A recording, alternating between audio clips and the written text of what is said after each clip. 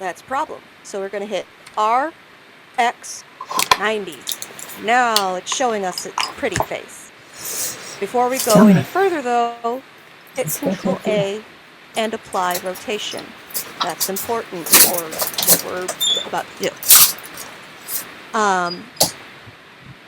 Tab into edit mode and move it up. And this is definitely a free form. If you want to follow along with exactly what I'm doing, go ahead. If you want to kind of make your own thing, you can also do that too. I'm going to tell it to talk to the 3D cursor as the pivot point.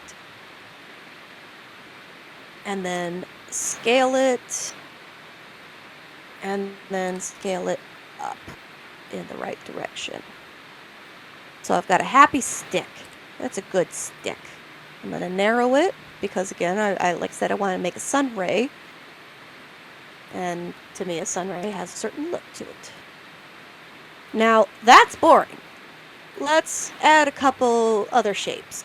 And how you do that is select everything and Shift D, R, and rotate it to where you want it, because it's talking to that pivot point. And if I wanted to, I could make this go in a full circle. Sorry. Now I don't want it to be exact, so I'm going to scale. And let's make one more. So highlight just that one that we made. Shift D, R, rotate, and let's select that top line with how I select those 2 points in one click is I hold Alt and click the line between. And you could do that with any point like that. And if you want to select multiples in that same quick fashion, just hold Shift and click between the other 2 lines you want to select. And click again to deselect. So let's scale that one up. And that looks, yeah, I can work with that. So let's tab out. I'm going to make sure I applied my rotation. And then go to the wrench or spanner. Before we go to the next part, we need to add one more piece because we want this to follow. We want this to follow a certain path. Like I said, this is a sun ray, and that is a circle. So we're going to hit Shift A and add a circle. That's still not the view we want. So do what we did with the plane. RX 90, enter. Control A to apply rotation. Done. Now back to our rays. Add modifier. Under generate, we're going to click array. Now, it's made a second piece going in a straight line though. We don't want that. We want to click object offset, and all of this stuff, it should be the same in 3. So if you're in 3, it's in the same location under the spanner, add modifier, add array. Relatively same panel setup as well. So object offset, click your eyedropper, I just find that easier, and click circle. Now it's not going to do anything yet, but let me move this count up to, let's do 10. Now it made 10 copies. If I go into edit mode, that's the only mesh still active though, the first 3 that we made. So don't expect these to unwrap if you try to skip ahead and do that. We're not quite there yet. So you can now make your circle in a couple ways. You can either rotate it from the mesh, or you can rotate the circle itself and kind of bring it around until it's about where you want it. Now it's pretty cool looking, but it's not an exact circle. You could see it's not a precise circle, and I want an exact circle on this. And how you do that is you go to relative offset and click the left button, and now I'm tightening that circle until it makes a perfect circle. And from there, you can hit apply, and then all that mesh is now generated. You can unwrap that, texture that, and call it a day. I wouldn't, because you need to solidify it, because if you tried to upload this into Second Life, this darker side on the back would be invisible. How to fix that would be adding solidify.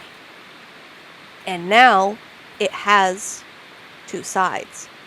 See, with, without, with, without, with.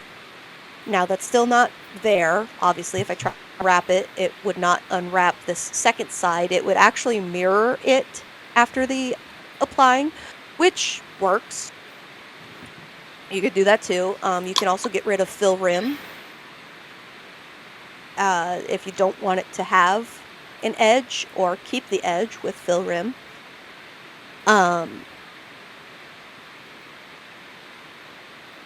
And yeah, that's pretty much it. If I wanted to go on to unwrapping this, let's see, I would probably, let me backtrack this to where I had my array still active. So I just hit edit undo until the array came back, so that I still have just those 3 that I started with.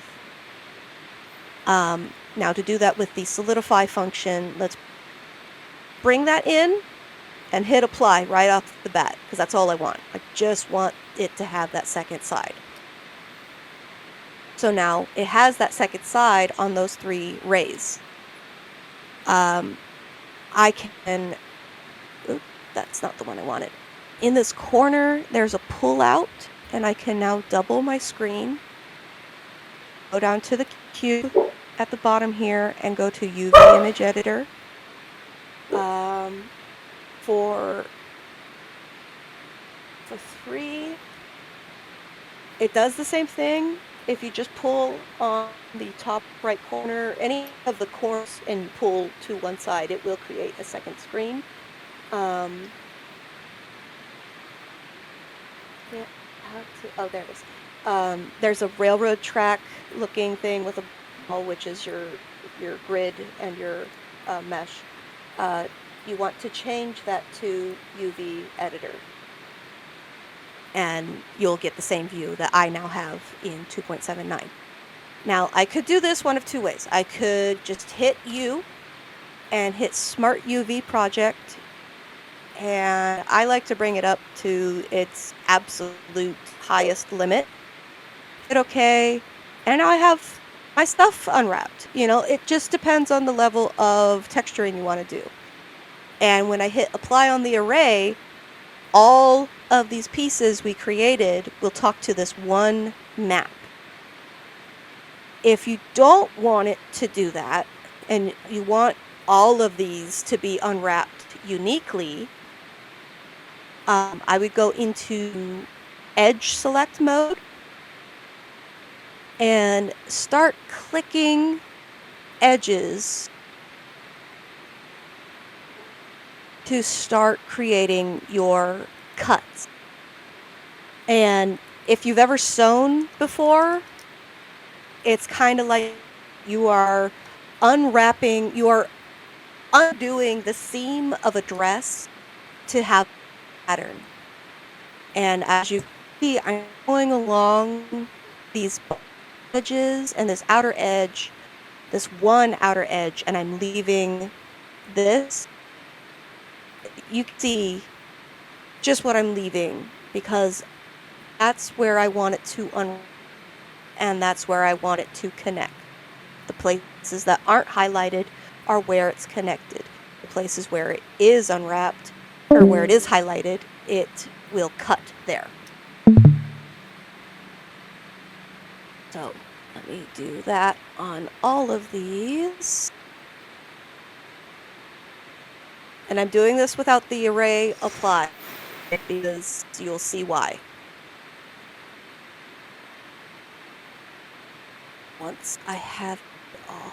So I've got my cuts. And I'm not done there. I have to go to the shading and UVs and mark my seam. Um,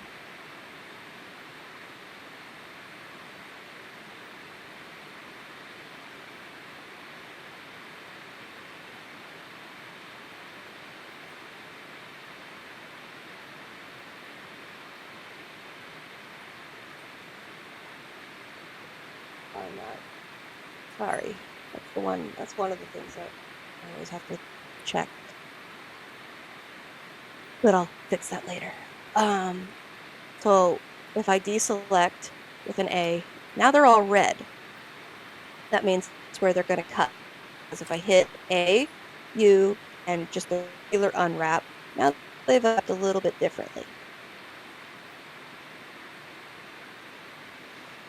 We can go back, hit apply on the array, and tab into edit mode, and now all of this mesh has those cuts. If I didn't do that, like if I just applied the array, I would have to do that on all of these, and that's a pain in the ass. So make sure you do unwrapping before hitting apply on that you're making multiple things of, unless you want it a little bit more precise on the unwrap, like you want these unwrapped uniquely in different ways. That's up to you if you want to be that precise, but do it my way if you want just a quick, if I hit A, unwrap, okay, see how dark that UV map is? Like how less transparent it is? That's because they're all overlapping. If I hit U, unwrap, now they're all unwrapped uniquely so that you could paint a sunset on this now, more or less. I would probably work on rearranging these pieces so that you actually have something more paintable if you wanted to create a mural on these panels. But again, that's a class for later. And a lot of time. But it's worth it. Come out with something that's like a watercolor painting a lake or something that it's, it has its benefits to taking that time. But that is getting an array, halo, crazy decoration from the 70s, wall decor, anything you want to call that, from start in 15 minutes. Nice. So you could take this, export it as a FBX if you use Substance Painter, or just export this as a UV map, which you just go to UV, export UV layout, and type in whatever you want to call it, and it will export this exactly. And then from there, you can take this piece out of edit mode, of course, and upload into Second Life and done. Texture it, you're done.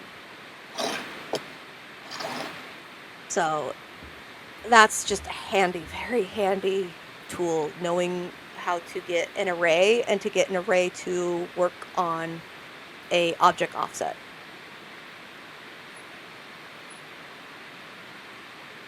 Any questions? See you.